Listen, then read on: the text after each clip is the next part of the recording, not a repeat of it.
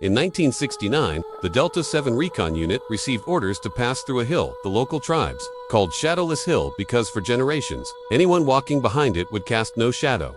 Sergeant David Hale didn't believe such tales, but as the unit reached the base of the hill at sunset, he suddenly realized none of them had a shadow. Not long, not short, not faint, nothing at all. A soldier whispered, trembling, maybe the sun's weird today. But the sun was normal, only their shadows were gone.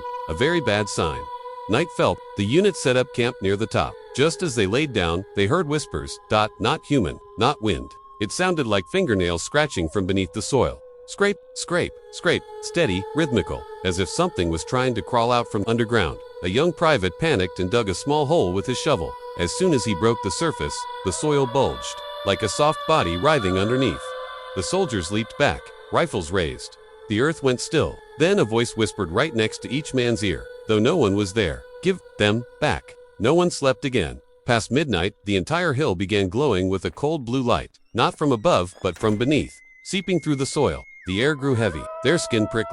Then they rose, bodies that were no longer whole, like victims torn apart by mines yet. Their eyes remained open. They didn't walk.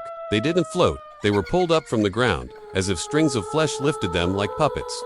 American corpses, Vietnamese corpses, villagers, all mixed together, twisted, swaying, grown from the soil like crops. A headless corpse gurgled, "Stay." Another body with a broken neck stared directly at David. One, missing. Their groans blended into a dry, endless laugh. Suddenly, gunfire erupted. AKs, M16s, RPGs, chaos everywhere. But neither side was firing at the other. Both were in panic, shooting at nothing. A Viet Cong fighter screamed, "Not us, them." David spun around but saw no enemy at all. Yet men were being shot, dragged away, torn apart by something without a form. Now and then he glimpsed vague, stretched shadows, like long arms, but not human.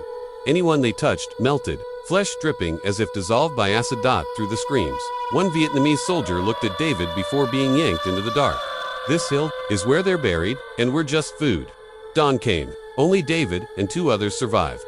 The hill stood silent, peaceful, normal, but the ground showed. No bodies, no casings, no scorch marks, no signs of battle, as if nothing had happened.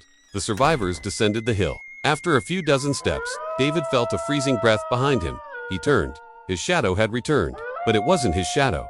It was a long, distorted silhouette with a twisted head and extra limbs. Crawling behind him, its mouth moved. "One missing. We'll take what's ours." David ran for his life.